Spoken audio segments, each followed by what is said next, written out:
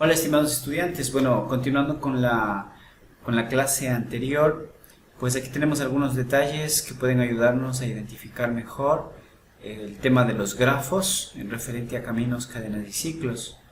Entonces, tomando en cuenta estos detalles, aquí vamos a analizar, bueno, de qué se trata una cadena. Una cadena llega a ser cuando nosotros dentro de un grafo hacemos algunos caminos, es decir, desde un vértice hacia otro vértice, en este ejemplo de B hacia D, creamos un camino, una conexión o una arista, como ustedes la quieran llamar. Al momento de hacer esta conexión, pues tenemos otra sucesión de conexiones, ¿no? Entonces, este camino se conecta con otro camino y este a su vez con otro y este con otro y así sucesivamente. Pues esta sucesión de vértices, de aristas, esta conexión hace referencia a una cadena.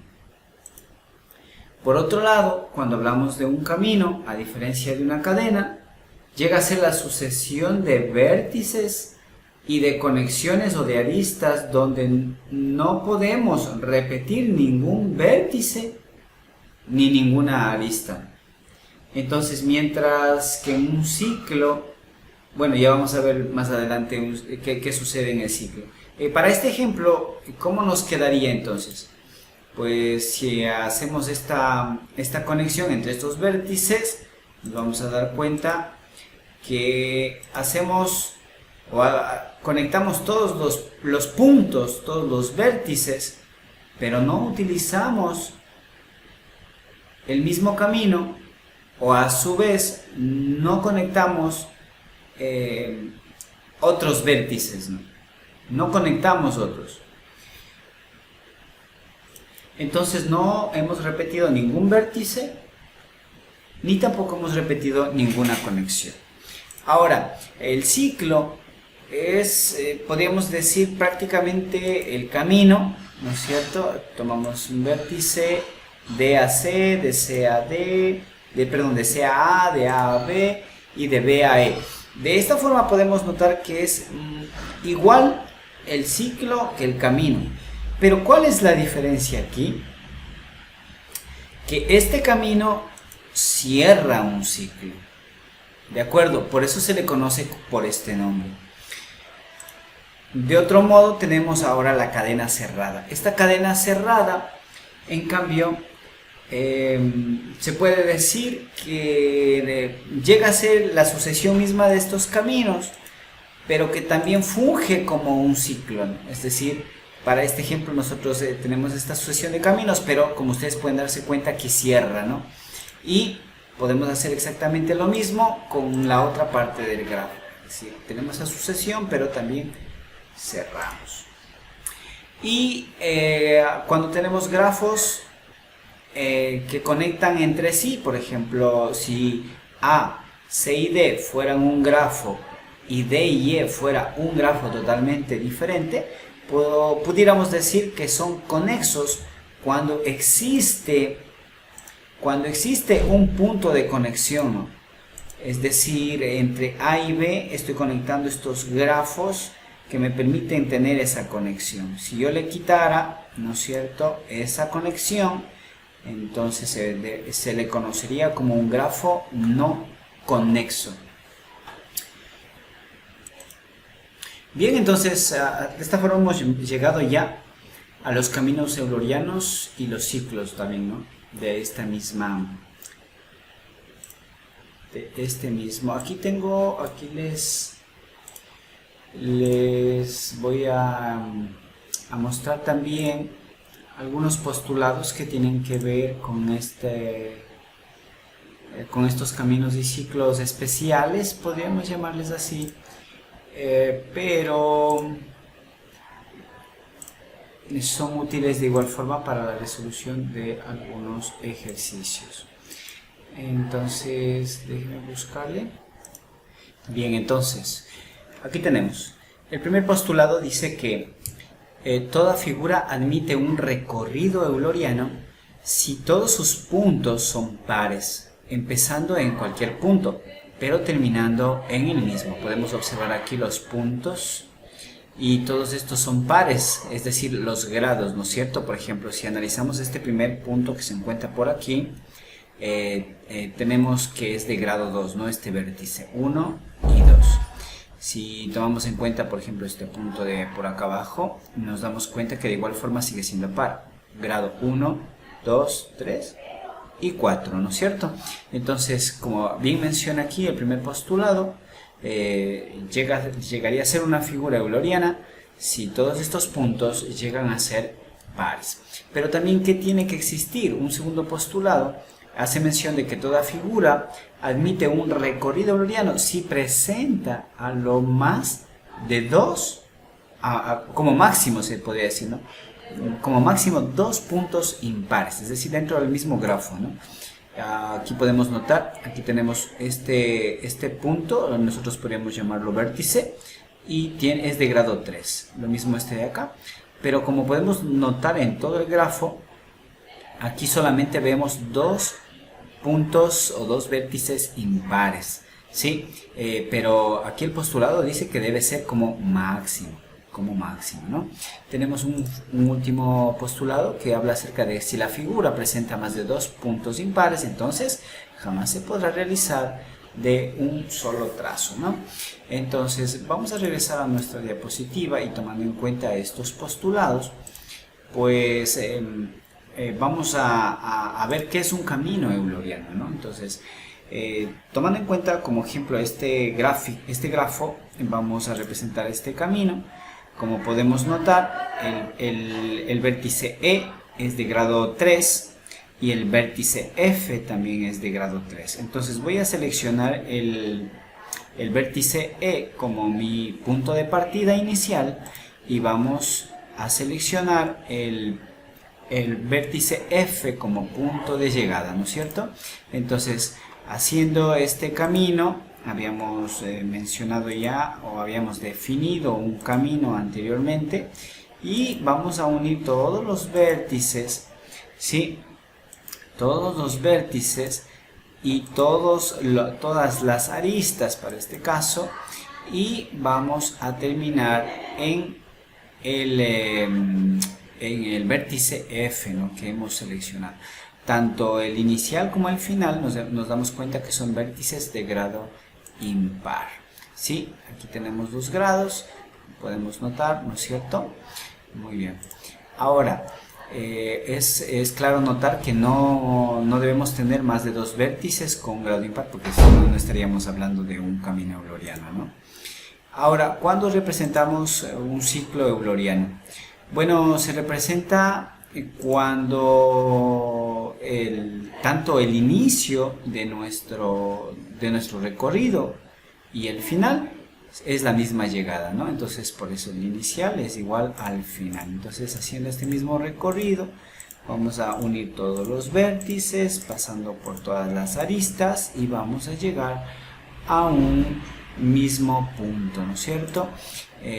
También tomamos en cuenta aquí que todos los vértices son de grado par para que pueda existir un ciclo euleriano, ¿no? Tome apunte de estos detalles. También podemos decir o hacer a manera de resumen que los caminos eulerianos que no deben tener más de dos vértices de grado impar. Se puede repetir el vértice, pero no la arista, ¿no? También el ciclo euleriano, todos los vértices son de grado par. Entonces, este debe iniciar y terminar en el mismo vértice sin repetir las aristas, ¿no? Eso es lo que hemos hecho y ustedes también hicieron en unos ejercicios anteriores. Vamos a ver ahora de qué se trata los caminos y los ciclos hamiltonianos. Tomando en cuenta este grafo, vamos a checar aquí de qué se trata este ciclo hamiltoniano, pero vamos a ver antes aquí un pequeño detalle de qué se trata, ¿no? Por ejemplo, un camino de Hamilton o hamiltoniano debe recorrer todos los vértices sin repetirse, ¿no? También este ciclo hamiltoniano debe iniciar y terminar en el mismo vértice. Ya habíamos visto, es muy parecido, ¿no? Pero mira lo que dice aquí: recorre todos los vértices sin repetirlos, excepto el vértice del cual parte y el cual llega, ¿no? Entonces, tomando en cuenta estos detalles, vamos acá a nuestra gráfica y aquí vamos a ver. En el camino nosotros tomamos en cuenta este punto de partida y el punto F, que llegaría a ser el punto de llegada. Entonces, aquí, a diferencia del euleriano, donde repetimos todos los vértices y las aristas, el hamiltoniano no lo hace. Se unen todos los vértices, pero no repiten aristas, ni repiten vértices, ¿no? También podemos notar aquí que tiene ese mismo principio, ¿no es cierto?, que tanto la partida como la llegada llegan a ser estos puntos de grado impar, o estos vértices de grado impar. También tenemos aquí la parte del ciclo. Entonces, dentro de la parte del ciclo, como habíamos mencionado, llega a ser lo mismo, el mismo recorrido de arriba, o llegará a ser el mismo recorrido de arriba, como ustedes pueden notar. Pero a diferencia del camino, un ciclo se cierra, ¿no? Es decir, tiene el mismo punto de llegada. Entonces, si nosotros hiciéramos un ejercicio aquí, les he colocado por acá, si nosotros tomamos en cuenta, por ejemplo, el grado U, el grado del vértice, bueno, tenemos un grado, puede ser del vértice,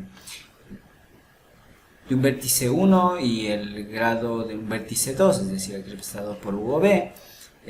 La sumatoria de estos dos vértices más alejados no deberían ser mayor a n-1, ¿no?, donde n es el número de vértices.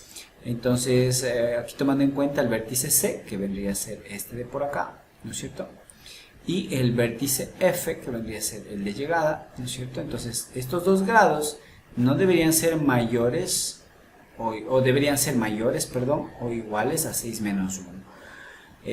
¿Por qué decimos 6? Porque 6 es n el número de vértices, ¿no? Y si contamos 1, 2, 3, 4, 5 y 6 menos 1, ¿no es cierto?, serían 5. Eso quiere decir que, tomando en cuenta el grado de C, aquí tenemos el C, el vértice C. Este vértice C es de grado 2 porque tiene una arista que ingresa o sale de aquí y otra arista por acá que ingresa o sale de aquí. Tenemos 2. Y el grado F, que se encuentra por este lado de acá, entonces es de grado 3. 1, 2 y 3, ¿no es cierto? Ya, entonces 2 más 3, 5. Eso es mayor o igual que 5, ¿verdad? Y finalmente, si tuviéramos este ejemplo de por acá, si tomáramos en este caso el vértice C, que tiene grado 2, y el vértice G, que tiene grado 2, aquí podríamos decir que 2 más 2, 4, que no cumple esta condición, que sea mayor o igual a 5, ¿no? Entonces, aquí podemos notar también cómo podemos determinar cuándo tenemos un camino hamiltoniano, ¿no?, de esta forma. El de abajo no coincide o no representa o no cumple esa condición porque no se trata de un camino, se trata de un ciclo. No es, aunque esta no es una condición, como menciona aquí, necesaria y suficiente, porque habría que analizar los aspectos anteriormente mencionados, como se encuentra por acá, ¿no? Y a manera de resumen, aquí tengo un pequeño resumen y les quiero mostrar. Aquí está. Aquí tenemos, a manera de resumen, los caminos y ciclos hamiltonianos recorren todos los nodos o los vértices, ¿no?, una sola vez pasando por cualquier enlace, como acabamos de hacer anteriormente. Otro punto, hay un camino hamiltoniano si la suma del grado de dos vértices es mayor o igual al número de vértices menos 1, la fórmula que acabamos de ver. De otra forma, puede que exista el camino hamiltoniano, eso es correcto, pero no se podrá afirmar que sea en sí hamiltoniano, porque no podemos determinar si existe un ciclo, ¿verdad? Y finalmente otro punto, si hay un camino hamiltoniano, pero no un ciclo, entonces el grafo no es hamiltoniano. Entonces, para que un grafo sea hamiltoniano, como acaba de mencionar este último punto, debemos cumplir, debe cumplirse que tanto el grafo sea un camino, ¿sí?, como sea también un ciclo. De esa forma podríamos determinar que el grafo se trate de un grafo hamiltoniano. ¿Qué más tenemos por acá? Entonces, hay algunos ejemplos de gráficos que no son hamiltonianos, ¿no? Por ejemplo, aquí tenemos este primero, que únicamente tiene, cada vértice tiene una sola arista, ¿no es cierto? Por ejemplo, el A tiene una arista que sale hacia C, pero no cumple otro, ¿no? Entonces, no podríamos decir que tiene un ciclo o podría tener un ciclo para que sea un grafo hamiltoniano, ¿no es cierto? Por otro lado tenemos por acá, cuando este vértice tiene uno solo, una sola arista, es decir, no tenemos por otro lado donde poder cerrar el ciclo, entonces tampoco, ¿no? Entonces, el camino hamiltoniano, no hay ciclo hamiltoniano, entonces no es un grafo hamiltoniano, ¿no? Y lo mismo sucede por acá. Si nosotros queremos unir todos los vértices, ¿no es cierto?, sin repetir ninguno, miren, si lo hago de B a A, de A a D, de D a C y de C a E, tendría que volver a repetir un vértice para llegar a B. Entonces no se cierra el ciclo y por ende no se trata de un grafo hamiltoniano. Ahora vamos a hablar acerca de las matrices de adyacencia, ¿no? Ahora estas matrices de adyacencia, aquí tenemos un gráfico, un grafo que corresponde a 4 puntos, a 4 vértices, A, B, C y D. ¿Cómo se grafican? Pues de manera en columna colocamos los vértices y también como fila te colocamos también el nombre de los vértices. Colocamos al final el grado para identificar de qué grado es, a qué grado corresponde, ¿no? Entonces, haciendo el análisis, ¿no?, entre esta matriz de incidencia me doy cuenta que aquí yo tengo un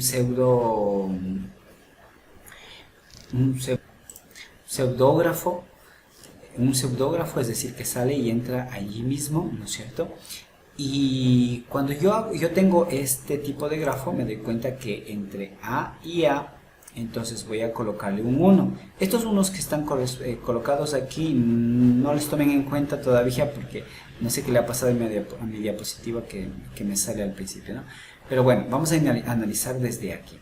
Entonces, A y A, es decir, sale de A e ingresa a A, entonces le pongo un 1, ¿no? Analizando ahora de A hacia B, cuando yo voy de A hacia B, también le coloco un 1. Cuando voy de A hacia C, le coloco un 1. De A hacia C, le colocamos un 1. Tenemos conexión de A hacia D. ¿Qué se pone ahí entonces? Dentro de la matriz de adyacencia se coloca un 0, ¿no es cierto? Y entonces, bueno, más adelante vamos a ver los grados. Ahora vamos a analizar el nodo B. El B, de B hacia A, tenemos igual la misma conexión, colocamos un 1. De B hacia C, hacia B, tenemos un pseudógrafo. No, cuando no existe, colocamos un 0. De B hacia C, igual colocamos de B hacia C, colocamos un 1. Y de B hacia D, tenemos un camino y 2 caminos. Entonces aquí se debe colocar la cantidad de caminos que llevan, ¿no es cierto?, hacia ese punto. Vamos a analizar el vértice C. De igual forma, el vértice C, de C a A, tenemos un 1, de C a B, tenemos 1, de C a C, 0, de C a D, también tenemos 1, y terminaríamos con esta fila. Y finalmente tenemos de D a A, ¿Tenemos conexión de D a A? No, entonces colocamos 0. De D a B también tenemos dos conexiones y le colocamos 2. De D a C tenemos 1 y de D a D tenemos 0, ¿no? Es decir, de D a D no hay un pseudógrafo, entonces le colocamos 0. Y aquí identificamos en cada uno de los vértices el grado que le corresponde, ¿no es cierto? De esta forma podemos crear la matriz de adyacencia desde un grafo hacia la matriz. Pero ahora, ¿cómo hacemos desde la matriz hacia un grafo? Pues de la misma manera que acabamos de hacerlo, pero viceversa, ¿no? Entonces, teniendo en cuenta los puntos A, B, C y D, analizo y digo, cuando yo estoy en un vértice A, hacia A existe un 1, entonces eso quiere decir que tengo en este caso tengo un pseudógrafo, ¿no? ¿Sí? Ahora, si voy de A a B, ¿tengo conexión? Aquí me dice que no. Entonces, no tengo conexión de A a B. No le voy a colocar. Ahora, de A a C, ¿tengo conexión? Tengo un 1, entonces eso quiere decir que sí, de A a C. Tengo de A a D, ¿tengo conexión? Aquí está puesto un 1, dice que sí. Ahora, para cerciorarme que estoy haciendo bien, me dice que este vértice es de grado 3. Voy a contar, ¿no? Entonces tengo, ¿cuántos? 1, 2 y 3 del pseudógrafo.